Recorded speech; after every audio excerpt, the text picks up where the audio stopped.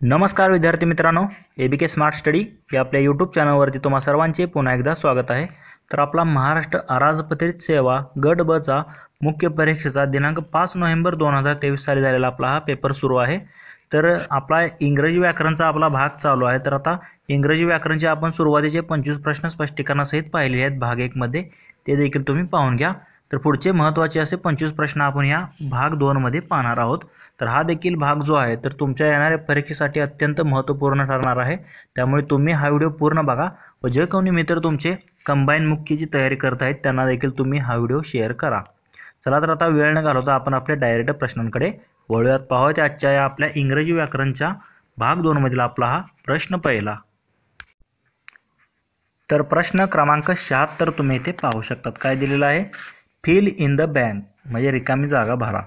That he will be elected the prime minister dash dash. तर आता option 4 आपल्याला दिले आहेत। Everyone is expecting, everyone expected, everyone aspects का, इज एक्सपेक्टेड बाय एव्हरीवन। म्हणजे असं आपण म्हणू शकतो की that he will be elected the prime minister is accepted by everyone. म्हणजे ऑप्शन 4 मध्ये दिले ना तेच इथे रिकाम्या जागी योग्य बसत आहे। इज एक्सेप्टेड बाय एव्हरीवन असं इथे रिकाम्या जागी योग्य बसणार आहे। ऑप्शन 4 आपलं या प्रश्नाचं योग्य आन्सर असणार आहे।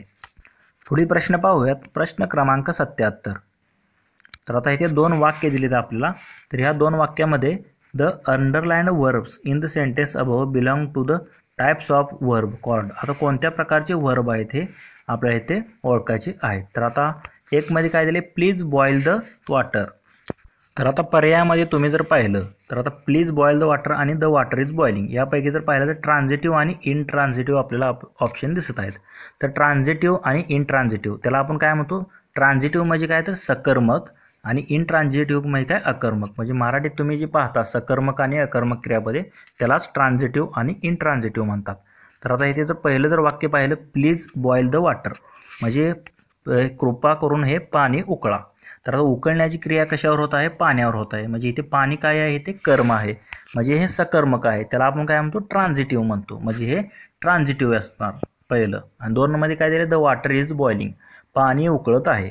तर आता उकळत आहे म्हणजे हे काय? आता यात तुम्हाला कुठेही कर्म दिसत नाही आहे म्हणून हे काय झालं? अकर्मक झालं, त्याला आपण काय म्हणतो? इनट्रान्झिटिव्ह वर्ब म्हणतो। म्हणजे पहिलं जे दिले बॉईल हे काय झालं? ट्रान्झिटिव्ह वर्ब झालं आणि द वॉटर इज बॉइलिंग तर हे बॉइलिंग काय झालं? हे इनट्रान्झिटिव्ह झालं म्हणजे अकर्मक झालं। म्हणजे सकर्मक पहिलं आणि दुसरं अकर्मक म्हणजे ट्रान्झिटिव्ह आणि इनट्रान्झिटिव्ह जे की ऑप्शन 3 मध्ये आपल्याला दिलेलं आहे तेच या प्रश्नाचं योग्य आन्सर असणार आहे। पुढील प्रश्न पाहूयात। प्रश्न क्रमांक 78। I find no chance dash dash making a profit in this business. Which of the following prepositions correctly fill in the blank in the sentence above. वरील वाक्यामध्ये आपल्याला योग्य प्रेपोजिशनचा वापर करायचा आहे म्हणजे शब्दयोगी अव्ययाचा वापर करायचा आहे। तर आता इथे जर वाक्य जर तुम्ही वाचलं I find no chance dash dash making of profit in this business. तर काय म्हणतो?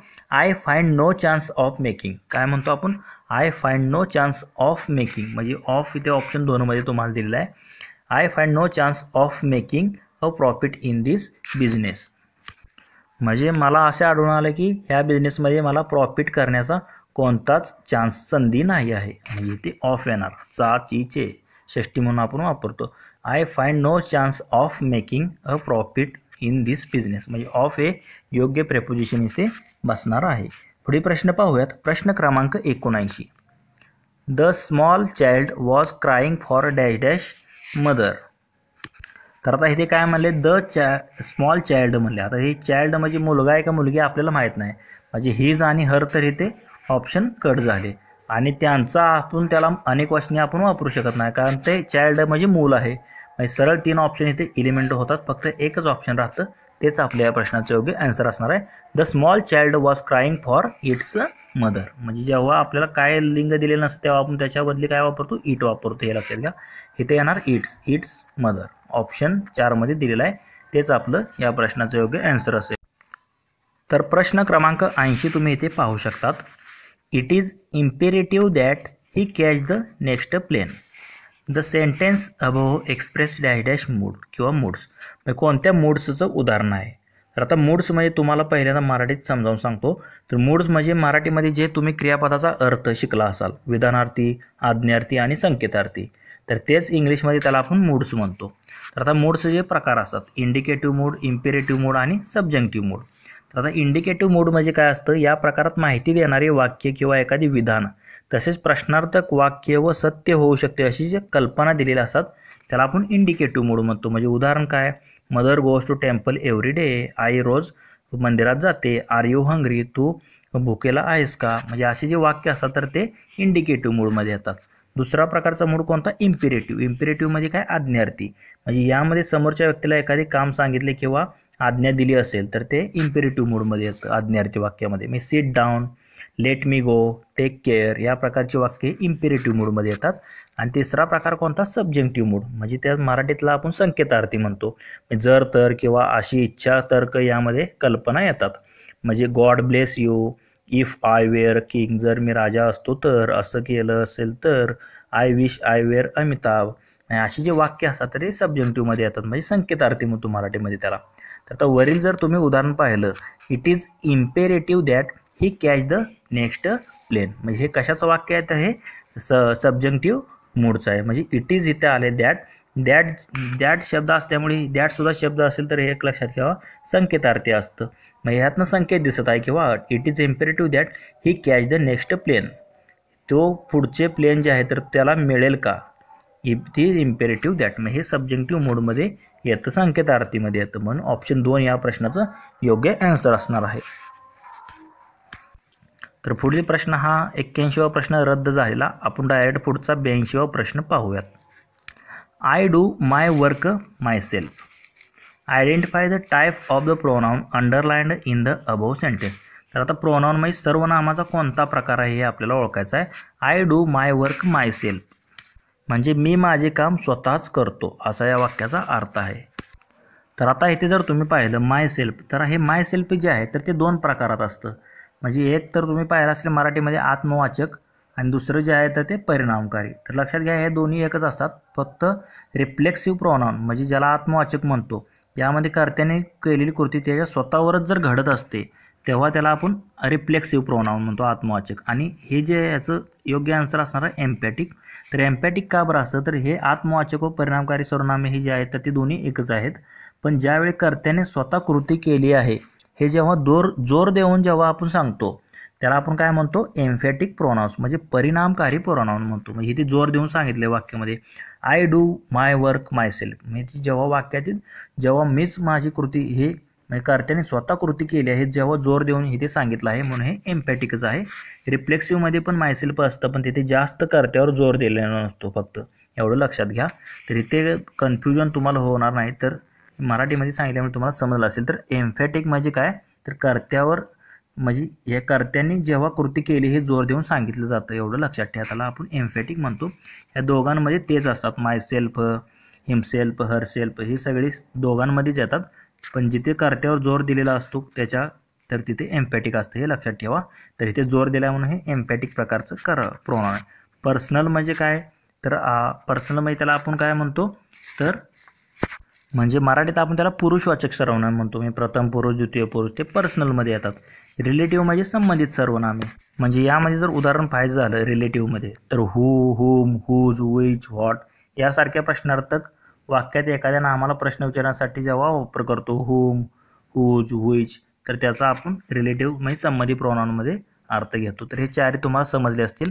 तर याचं योग्य आन्सर असणार आहे एम्फॅटिक प्रोनाउनचं हे उदाहरण आहे. पुढील प्रश्न पाहूयात. प्रश्न क्रमांक 83. Fill in the blank with the most appropriate prepositions given below. तर प्रेपोजिशनवरती आधारित हा प्रश्न आहे. मगाशी एक प्रश्न झाला आणि आता दुसरा, म्हणजे 2 ते 3 प्रश्न प्रेपोजिशनवरती तुम्हाला येत आहेत. A boy jumped dash dash the well. तर आता बॉयने काय केलं आहे ते का वेल म्हणजे काय डबके पाण्याचं, त्याच्यामध्ये त्याने उडी मारली. मग आता त्याच्यामध्ये असतं तेव्हा आपण इंटू वापरतो. लक्षात घ्या काय वापरतो, इंटू.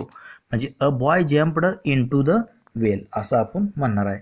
म्हणून याचं योग्य आन्सर काय असणार आहे तर ऑप्शन 3 इंटू हे येईल. पुढील प्रश्न पाहूयात. तर हा एक प्रकार जो आहे तर तो नवीनच विचारलेला होता. तर identify the clause elements in the given sentence. म्हणजे क्लॉजचे एलिमेंट्स कोणकोणते असतात तर लक्षात घ्या, कर्ता, क्रियापद, कर्म आणि कॉम्प्लिमेंटरी असे जे वाक्याचे तुम्हाला माहीत असतील प्रकार असतात पूरक. म्हणजे इथे जर तुम्ही पाहिलं, they call me the Texas ranger, तर आता इथे पी जे आहे तर ते पीला काय म्हणतो आपण, क्रियापद म्हणतो.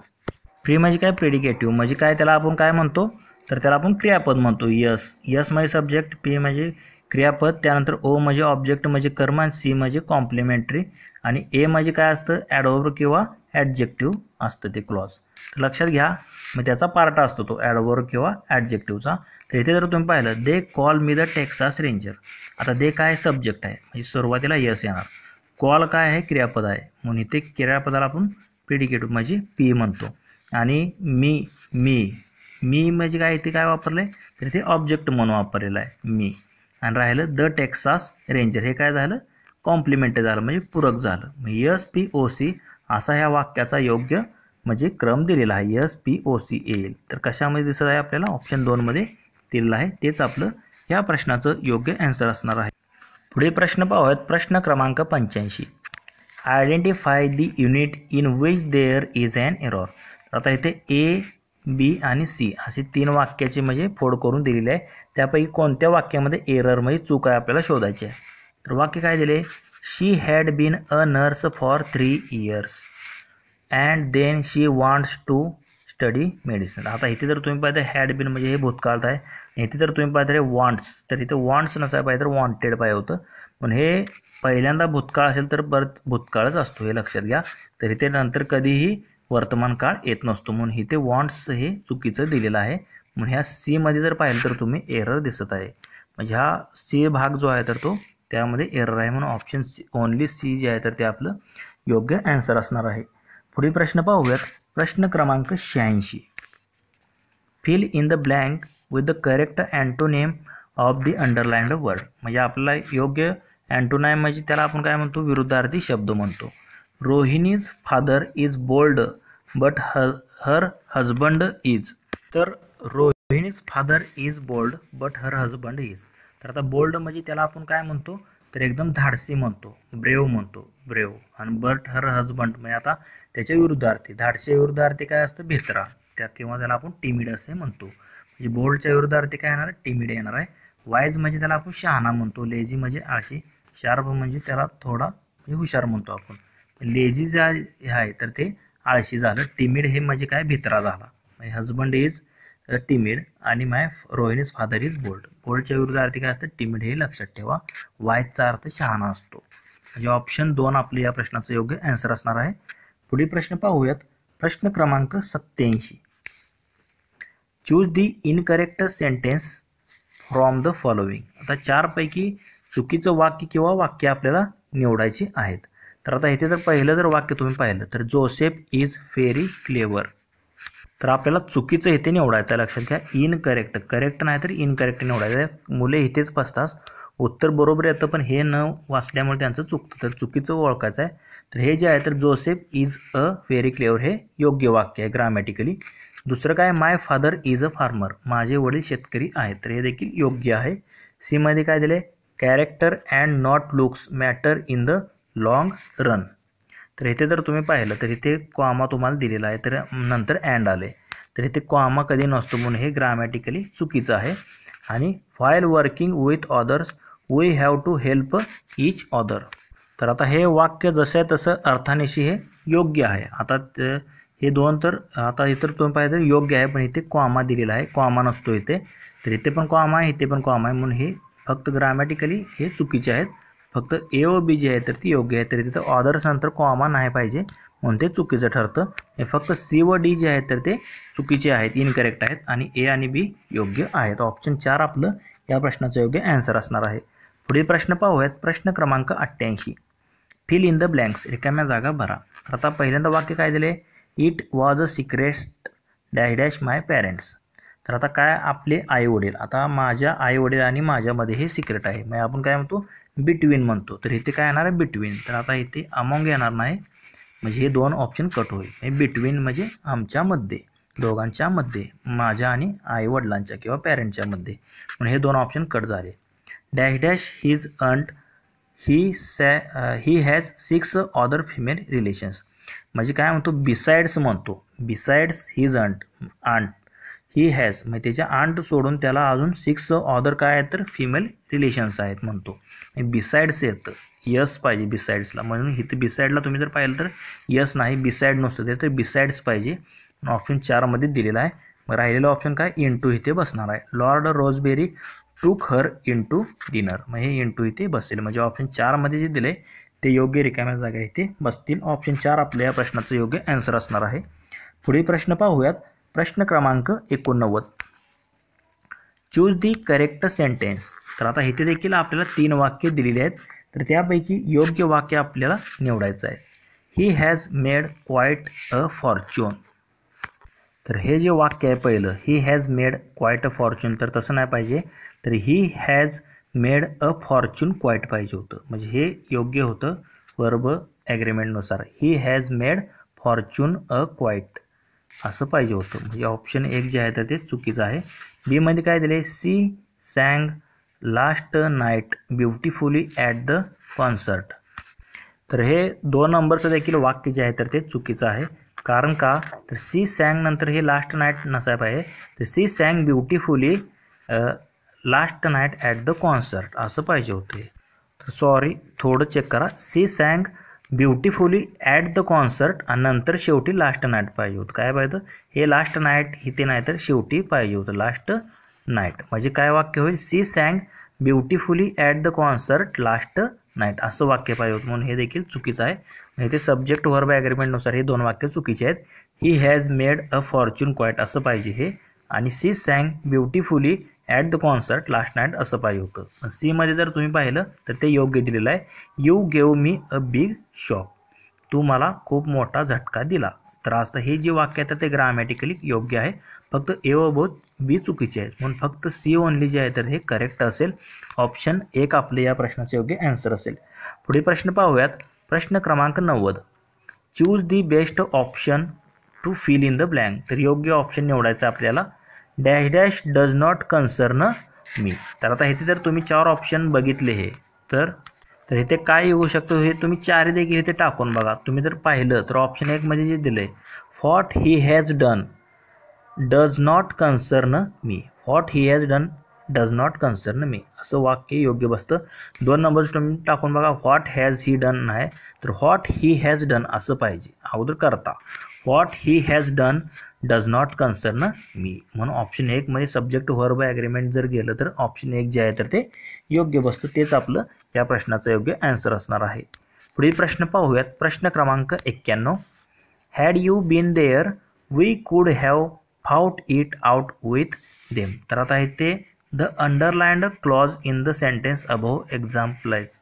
आता कोणत्या प्रकारचं क्लॉज आहे वरील दिलेलं हे आपल्याला ओळखायचं आहे. क्लॉज म्हणजे उपवाक्य. आता इथे जर तुम्ही ऑप्शन पाहिले तर सगळे जे आहे तर ते ॲडव्हर्ब क्लॉज, म्हणजे आता हे ॲडव्हर्ब क्लॉज आहे आपल्याला माहीत झालं, पण आता त्या ॲडव्हर्ब क्लॉजमधील कोणता प्रकार आहे हे आपल्याला इथे ओळखायचं आहे. तर हॅड यू बीन देअर, तू तेथे असशील का. तर हे जे आहे तर कशाचा प्रकार आहे तर ॲडव्हर्ब क्लॉज ऑफ, त्याला आपण कंडिशन म्हणतो. तर आता ॲडव्हर्ब क्लॉज ऑफ कंडिशन म्हणजे काय, अटदर्शक क्रियाविशेषण गौणवाक्य. म्हणजे गौणवाक्यात अट दिलेली असते तर मुख्य वाक्यात त्याचा परिणाम दिलेला असतो. Had you been there we could have fought it out with them. हे जर तुम्ही पाहिलं तर एक मुख्य वाक्य आहे आणि एक गौणवाक्य आहे. म्हणजे पहिलं हे गौणवाक्य आणि हे मुख्य वाक्य आहे. इथे जर तुम्ही पाहिलं तर मुख्य वाक्यात त्याचा परिणाम दिलेला, we could fought it out with them.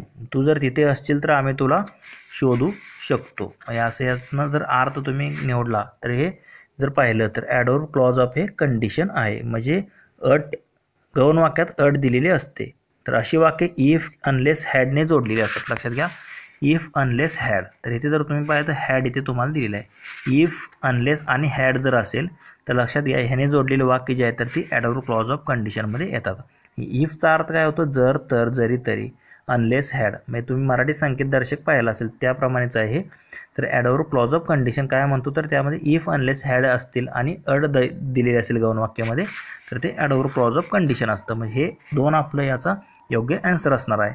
आणि इथे जर पहिला जर प्रकार पाहिला adverb clause of cause. Cause म्हणजे काय, कारण. कॉज किंवा त्याला आपण ॲडव्हर्ब क्लॉज ऑफ रिझन पण म्हणतो. म्हणजे ह्याला आपण काय म्हणतो, कारणदर्शक क्रियाविशेषण गौण वाक्य म्हणतो. म्हणजे यामध्ये जर तुम्ही पाहिलं तर वाक्य जोडण्यासाठी ॲज, सिन्स, दॅट, बिकॉज या शब्दांचा वापर केला असतो, बिकॉज वगैरे. तर हे कॉजमध्ये येतं. तर 3 मध्ये काय दिले, ॲडव्हर्ब क्लॉज ऑफ कन्सेशन. तर आता ह्याला आपण काय म्हणतो मराठीमध्ये, तर कन्सेशन म्हणजे काय, तर सवलत म्हणतो. म्हणजे सवलतीदर्शक उभ्या म्हणजे काय म्हणतो त्याला आपण, ॲडव्हर्ब क्लॉज. म्हणजे ॲडव्हर्ब क्लॉज ऑफ कन्सेशनमध्ये कशाचा वापर केलेला असतो, दो, अल्दो यासारख्या, इवन दो, इवन इफ यासारखा वापर केला असतो. हे एक प्रकारे त्याला आपण ॲडव्हर्ब क्लॉज ऑफ कॉन्ट्रास्ट देखील म्हणू शकतो, विरोधाभासदर्शक क्रियाविशेषण गौण वाक्य. तसेच adverb clause of result. Result म्हणजे काय, तर त्याला आपण परिणाम म्हणतो. म्हणजे परिणामदर्शक क्रियाविशेषण गौण वाक्यामध्ये काय असतं, सो दॅट, सच दॅटने वाक्य जोडलेली असतात. तर हे हॅड, अनलेस जर असेल, इफ, तर ते ॲडव्हर्ब क्लॉज ऑफ कंडिशन असतं. हे फक्त लक्षात ठेवा. ऑप्शन 2 या प्रश्नाचं योग्य आन्सर असणार आहे. म्हणजे ॲडव्हर्ब क्लॉज ऑफ कन्सेशनमध्ये काय असतं, फक्त त्यालाच आपण विरोधाभास म्हणतो. म्हणजे ॲडव्हर्ब क्लॉज ऑफ कॉन्ट्रास्ट म्हणतो. हे लक्षात ठेवा. दो, अल्दो, इवन इफचा वापर असतो. तर याचं योग्य आन्सर 2 आहे. प्रश्न क्रमांक 92 पाहूयात. Let mister Yadav preside over the conference. Which of the following is the correct passive structure of corresponding of the sentence. म्हणजे पॅसिव्ह व्हॉइसचं रूपांतर ह्याचं कसं होईल. तर लक्षात घ्या, पॅसिव्ह व्हॉइस करताना आपण काय म्हणतो, टू बी प्लस V3 अशी रचना असते. टू बीचे क्रियापद प्लस क्रियापदाचे तिसरे रूप असं आपलं. तर लेटने जर वाक्य सुरुवात असेल तर त्याचा पॅसिव्ह व्हॉइस करताना सुरुवात देखील लेटनं होते, पण मध्ये बी येतं. लक्षात घ्या. म्हणजे इथे तर तुम्ही पाहिलं टू आलं, इथे टू आलं, हे 2 वाक्य कट झाले तुमची. म्हणजे लेट द कॉन्फरन्स हे कर्म येणार. लेट नंतर काय येतं, ऑब्जेक्ट. नंतर काय असतं, बी असतं. लेट नंतर ओ प्लस बी हे असतं टू बीचे रूप. त्यानंतर प्रिसाइडेड पाहिजे, presided over by the mister Yadav. म्हणजे इथे जर तुम्ही पाहिलं तर ऑप्शन 3 मध्ये तुम्हाला दिलेलं आहे, लेट द कॉन्फरन्स. म्हणजे कॉन्फरन्स हे ऑब्जेक्ट घेतला आपण. Let the conference be presided over by mister Yadav. हे करेक्ट जे आहे तर त्याचा पॅसिव्ह फॉर्म येईल. तर इथे जर तुम्ही पाहिजे ते बाय इथे तुम्हाला कुठे दिसत नाही, म्हणून हे वाक्यच कट होतं. म्हणजे ऑप्शन इलिमिनेशनने तुम्ही गेला तरी देखील तुम्हाला आन्सर योग्य सापडू शकते. पुढील प्रश्न पाहूयात. प्रश्न क्रमांक 93. तर आता इथे देखील आपल्याला 4 वाक्य दिलेले आहेत, तुम्ही पाहू शकता. तर आयडेंटिफाय द सेंटेन्स किंवा sentences in subjective mood. Subjective mood म्हणजे मगाशी तुम्हाला सांगितले संकेतदर्शक, म्हणजे त्याला आपण संकेतदर्शक अर्थ म्हणतो, क्रियापदाचा अर्थ सब्जेक्टिव्ह मूडला. म्हणजे जर असं झालं तर किंवा हे असं केलं तर, म्हणजे अट, संकेतार्थ, इच्छा किंवा आशा व्यक्त करणारे वाक्य त्याला आपण सब्जेक्टिव्ह मूड म्हणतो. मगाशी सांगितल्याप्रमाणे म्हणजे मूडवरती तुम्ही जर पाहिलं तर हा दुसरा प्रश्न आहे. म्हणजे मूड हा छोटासा टॉपिक आहे, पण इथे तुम्हाला दोन प्रश्न म्हणजे तुमचे मेरिट म्हणजे येऊ शकते. सोपा टॉपिक आहे एकदम. It is time I prayed. तर आता इथे जर तुम्ही पहिलं वाक्य पाहिलं, it is time I prayed. तर हे जर पाहिलं तर प्रे म्हणजे काय, तर जर अशी मी इच्छा कल्पना की शुभ कामना दर्शवते यातून, म्हणून ते सब्जेक्टिव्ह मूडमध्ये येतं. त्याप्रमाणे जर तुम्ही पाहिलं काइंडली एक्सक्यूज मी, हे सब्जेक्टिव्ह मूडमध्ये नाही. Long live the prime minister, तर किंवा if I were a king, किंवा I wish I were Amitabh, may India long live, किंवा long live the prime minister. तर हे देखील वाक्य जे आहे तर ते सब्जेक्टिव्ह मूडमध्ये येतं. आर यू हॅप्पी, तर हे साधा प्रश्न विचारलेला आहे, पण हे कट होतं. फक्त सब्जेक्टिव्ह मूडमध्ये काय आहे ते ए व सी ही 2 वाक्य जे आहेत, it is time I prayed आणि long live the prime minister, हे 2 वाक्य जे आहेत तर ए व सी ही सब्जेक्टिव्ह मूडमध्ये येतात, म्हणून तेच आपलं योग्य आन्सर असेल ऑप्शन 3. पुढील प्रश्न पाहूयात. प्रश्न क्रमांक 94. आता इथे देखील 3 वाक्य आपल्याला दिलेली आहेत. आयडेंटिफाय द करेक्ट सेंटेन्सेस, म्हणजे योग्य वाक्य आपल्याला इथे निवडायचे आहेत. तर आता इथे जर तुम्ही पाहिलं तर पहिलं वाक्य काय, he is senior than you. तर लक्षात घ्या, सिनियर नंतर दॅन कधीच नसतं. तर एकच लक्षात घ्यावा, सिनियर नंतर काय असतं, सिनियर टू. हा शब्द फिक्स तुम्ही पाठच करून घ्या, सिनियर टू किंवा ज्युनियर टू असं असतं. ते दॅन कधीच येत नसतं सिनियर किंवा ज्युनियर नंतर. तर हे जे वाक्य येतं ते चुकीचं आहे ग्रामॅटिकली. त्यानंतर the calf is older than that, तर बरोबर आहे, हे वाक्य ग्रामॅटिकली योग्य आहे. आणि he has greater popularity than any other leader, बरोबर आहे, त्याची पॉप्युलरिटी दुसऱ्या कोणत्याही लीडरपेक्षा जास्त आहे, योग्य ग्रामॅटिकली दिलेलं आहे. म्हणजे आपल्याला काय करेक्ट सेंटेन्सेस निवडायची होती, फक्त ए चुकीचं आहे. म्हणजे फक्त बी व सी जी आहे तर ती करेक्ट सेंटेन्स असतील ऑप्शन 2 आपल्या या प्रश्नाचं योग्य आन्सर असणार आहे. पुढील प्रश्न पाहूयात. प्रश्न क्रमांक 95. This picture is very attractive isn't it. आता इथे जर तुम्ही पाहिलं तर identify the sentence with correct question tag. योग्य क्वेश्चन टॅगचं वाक्य आपल्याला इथे निवडायचं. तर आधी प्रश्न वाचू आपण. तर आता पहिलं जर पाहिलं नाव डू इट इज नाही, पहिलं काय this picture is very attractive isn't this पिक्चरसाठी इट येतं म्हणजे हे योग्य आहे. दुसरं काय दिले नाव do it as I tell you won't you असं इथे नसतं, हे चुकीच दिलेलं आहे. त्यानंतर she need not work so let need she. तर इथे जर पाहिलं इथे जर नकारार्थी असेल तर क्वेश्चन टॅग आपण होकारार्थी घेतो, पण हे जे आहे तर ते योग्य दिलेलं आहे. आणि आय एम रॅदर लेट तर इथे काय असतं आरंट आय असतं. एम असेल तर आरंट आय असतं, पण हे डी देखील चुकीचं आहे आणि बी देखील चुकीचं आहे. योग्य काय आहेत ए आणि सी हे फक्त योग्य आहे. तर ए व सी आपल्याला ऑप्शन 3 मध्ये दिलेलं आहे, तेच आपलं या प्रश्नाचं योग्य आन्सर असणार आहे. पुढील प्रश्न पाहूयात. प्रश्न क्रमांक 96. Complete the following idiomatic expression with the correct option. म्हणजे आता जर तुम्ही पाहिलं तर हा देखील इडिओम्सवरती आधारित प्रश्न आहे. काय दिलेला आहे well that is fine kettle of dash dash I thought I was helping John but he worked against me during the debate session. तर आता इथे जर तुम्ही पाहिलं तर तुम्हाला इडिओमॅटिक एक्सप्रेशन म्हणजे इडिओम्स जे आहेत तर ते तोंडपाठ पाहिजे. कारण इडिओममध्ये तुम्ही जर पाहिलं वाक्यप्रचारामध्ये जशाच तसं वाक्य असतं, जरी त्याचा अर्थ वेगळा निघत असेल तर ते जे दिलेलं असतं ते तुम्हाला तोंडपाठ पाहिजे. मग इथे जर तुम्ही पाहिलं तर योग्य काय असतं it is fine kettle of fish. Kettle of fish असंच असतं. कुठेही इडियममध्ये जावं तुम्ही केटल ऑफ सूप नसतं, टी नसतं, बोथ म्हणजे काहीच नसतं असं. फक्त काय असतं केटल ऑफ फिश असं तुम्हाला इडियम असते. म्हणजे तुम्हाला आता अशा इडियम्स पाठ करायचे तोंडपाठ ते देखील तुम्हाला माहीत असणं गरजेचं आहे. म्हणजे असं देखील आयोग प्रश्न तुम्हाला विचारत आहे. जशाच तशी इडियम तुमच्या लक्षात अर्थ नाही तर ती इडियमसुद्धा तुमची आहे तशी शब्दासहित पाठ पाहिजे, कॉम्यासहित पाठ पाहिजे, तरच तुम्हाला इथे मार्क मिळणार आहे. तर केटल ऑफ फिश असतं इथे, म्हणून ऑप्शन 1 या प्रश्नाचं योग्य आन्सर असेल. पुढील प्रश्न पाहूयात. प्रश्न क्रमांक 97. Fill in the blank with the most appropriate option from the one given below. तर आता रिकाम्या जागी आपल्याला खाली 4 पैकी योग्य आपल्याला वाक्य इथे निवडायचं आहे. तर हा अलंकार मराठीमध्ये तुम्ही जर अलंकार पाहिले असेल तर त्यावरती आधारित प्रश्न आहे. तर तोच आपल्याला इंग्लिशमध्ये विचारलेला आहे. तर dash dash occurs when a part of something is used to refer to the whole.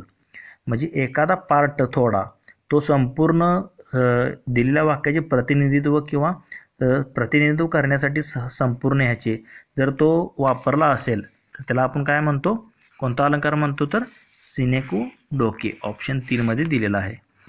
म्हणजे त्याला आपण मराठीत काय म्हणतो निर्देशक अलंकार म्हणतो. लक्षात घ्या एखाद्या घटकाचा वापर संपूर्ण समूहाचे प्रतिनिधित्व करण्यासाठी किंवा एखाद्या घटकाचा निर्देश करण्यासाठी केला जातो तेव्हा हा अलंकार होतो. यामध्ये अजून जर उदाहरण पाहिजे झाली तर your hands sing man's victory song किंवा the whole village goes to the city to work. म्हणजे द होल व्हिलेजचा अर्थ काय सर्व लोक असा घेतलेला आहे. किंवा India won the test series against West Indies किंवा ऑस्ट्रेलिया. इथे इंडियाचा अर्थ म्हणजे काय संपूर्ण क्रिकेट टीम म्हणतो. म्हणजे संपूर्ण प्रतिनिधित्व करण्यासाठी या निर्देशक अलंकाराचा वापर करतो. त्यालाच आपण इथे त्याची डेफिनेशन दिलेली आहे. आता लक्षात घ्या त्या उदाहरण नाही विचारलं तर आता इथे तुम्हाला अलंकाराची डेफिनेशन विचारले आहे. म्हणजे तुम्हाला हे पाठ असणं गरजेचं आहे अलंकार इंग्लिशमधले, म्हणजेच फिगर ऑफ स्पीच म्हणतो त्याला. तर हे तुम्हाला भरपूर 25 याचे प्रकार आहेत. तर ते तुम्हाला उदाहरणासहित किंवा त्यांच्या अर्थासहित तुम्हाला माहीत असणे, त्या डेफिनेशनसहित माहीत असणे गरजेचं आहे. तर एक मध्ये काय दिलं आहे एलिगोरी दिलं आहे. एलिगोरी म्हणजे काय मराठीतला दृष्टांत अलंकार.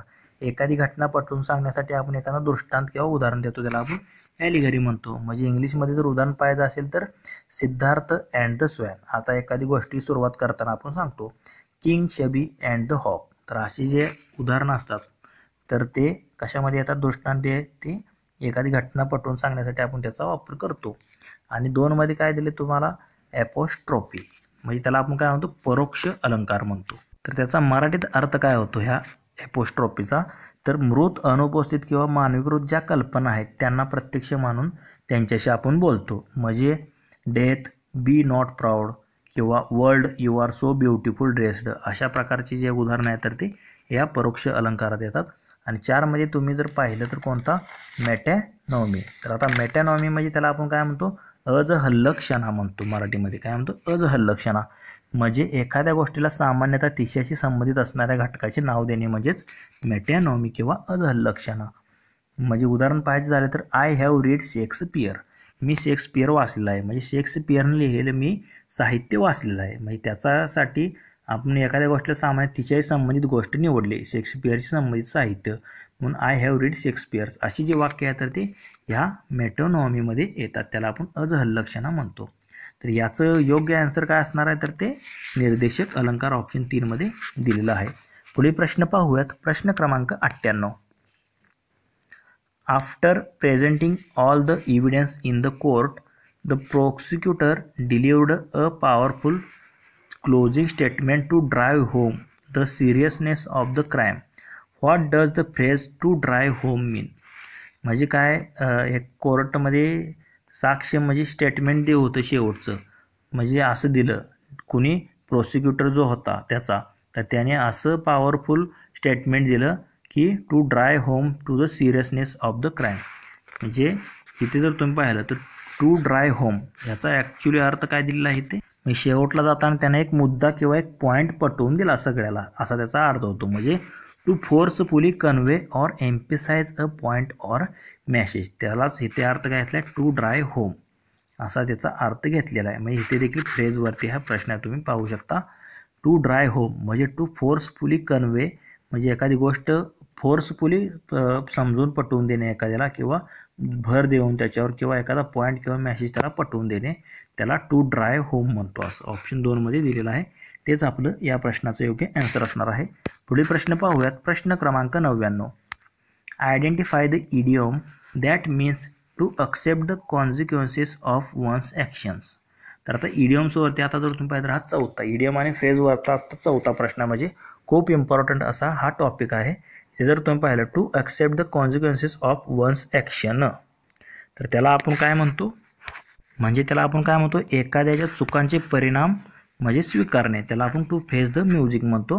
To accept the consequences of one's actions म्हणजे ऑप्शन 3 मध्ये दिले, तेच आपलं या प्रश्नाचं योग्य आन्सर असेल.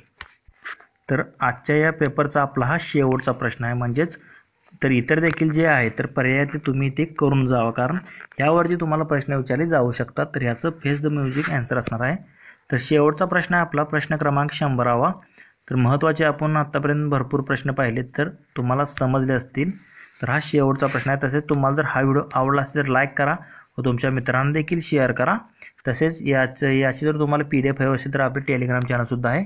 त्याची लिंक तुम्हाला डिस्क्रिप्शन बॉक्समध्ये भेटून जाईल. तिथे तुम्ही टेलिग्राम चॅनल जॉईन करा व याची PDF तसेच इतर काही माहिती जी आहे परीक्षेसंबंधित तुम्ही फ्रीमध्ये मिळवू शकता. तर प्रश्न क्रमांक 100 पाहूयात आपण इथे. Which of the following sentence correctly uses the meaning of the word over stated. तर आता ओव्हर स्टेटेड या शब्दाचा योग्य वापर कोणत्या वाक्यामध्ये केलेला आहे आपल्याला इथे निवडायचा आहे. तर आता इथे जर तुम्ही पाहिला, शी अंडरस्टँड हर अकम, डायरेक्ट आन्सरच घेऊ आपण. The exaggerated the size of the fish they caught. त्यांना जो फिश त्यांना सापडला तर त्यांनी तो फुगवून सांगितली त्याची साईज, म्हणजे एवढा होता तर तो तेवढा केला, असं म्हणजे जास्त म्हणे फुगवून सांगणे, त्याला आपण ओव्हर स्टेटेड म्हणतो. काय, जास्त फुगवून सांगणे याचा अर्थ एवढाच आहे की ओव्हर स्टेटेड. म्हणजे they exaggerated the size of the fish they caught. आणि त्याने ती साईज जी आहे तर ती वाढवून सांगितली त्यांना जो फिश सापडला होता त्याची, म्हणजे फुगवून सांगणे असं तुम्ही लक्षात ठेवा. तर ते तिसऱ्या वाक्यामध्ये योग्य रीतीने त्याचं सांगितलेलं आहे ओव्हर स्टेटेडचा. तेच वाक्य जे आहे तर याचं योग्य आन्सर असणार आहे. तर मित्रांनो, आपण जे आहे तर ते महत्त्वाचे असे इंग्लिश ग्रामरची तसेच याच्या अगोदरचे मराठीचे व्हिडिओ होते. तर हे संपूर्ण मिळून आपण 100 प्रश्न जे आहेत तर ते स्पष्टीकरणासहित पाहिलेले आहेत. तर तुम्हाला या प्रश्नांमध्ये कोणती शंका वाटत असेल तर कमेंट करून नक्की कळवा. तसेच हा जर व्हिडिओ आवडला असेल तर लाईक करा, तुमच्या मित्रांना देखील शेअर करा. व असेच जर नवनवीन व्हिडिओ तुम्हाला हवे असतील तर आपले YouTube channel ABK smart study subscribe करा व समोर बेल आयकॉन प्रेस करा. धन्यवाद मित्रांनो. जय हिंद, जय महाराष्ट्र.